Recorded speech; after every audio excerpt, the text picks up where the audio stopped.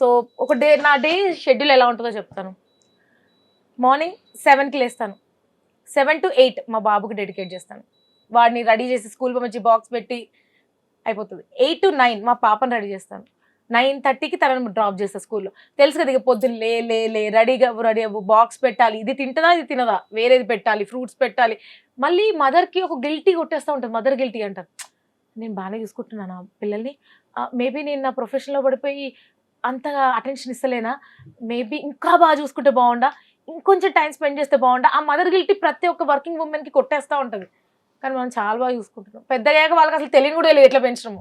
కానీ మనకి ఆ భయంలో పడి ఎంజాయ్ చేయరు కొంతమంది. అవును అవును. సో బాబుని పంపించేసి పాపని పంపించేసి 9:30 పరిగెత్తుకుంటూ వచ్చి నేను రెడీ అయ్యి 10:30 ఆఫీస్కి వచ్చేస్తే 11 o'clock నా షో స్టార్ట్.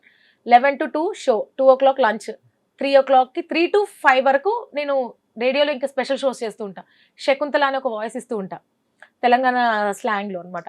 ఆ వాటికి వాయిస్ ఇస్తూ కొన్ని యాడ్స్కి వాయిస్ ఇస్తూ మొత్తం అవన్నీ చేసేసుకొని ఇంటికి వెళ్ళాక 6 అవుతుంది. 6 to 7 మా బాబుని ట్యూషన్ పంపించేసి 7 o'clock వచ్చి అప్పుడు ఏదన్నా మళ్ళీ అక్కడ కూడా మళ్ళీ ఫోన్ పుట్టుకున్నప్పుడు అలా పిల్లలకు అటెన్షన్ ఇవ్వకుండా నేను మళ్ళీ ఫోన్ చూస్తున్నానా వద్దని మళ్ళీ పెట్టి వాళ్ళతో కాసేపు మాట్లాడి 8 o'clock అయ్యి ఇంత బిజీలో ఒక్క అరగంట నా రీల్స్ కోసం పెట్టుకొని షూట్ చేసుకొని ఎడిట్ కుదరదు కదా మళ్ళీ నా ఎడిట్ ఎలా ఉంటాయి మరి. సరే నాకు ఒక పర్సన్ ఉన్నాడు షూట్ చేస్తాడు, ఒక పర్సన్ ఎడిట్ చేస్తాడు, అన్నీ మనమే.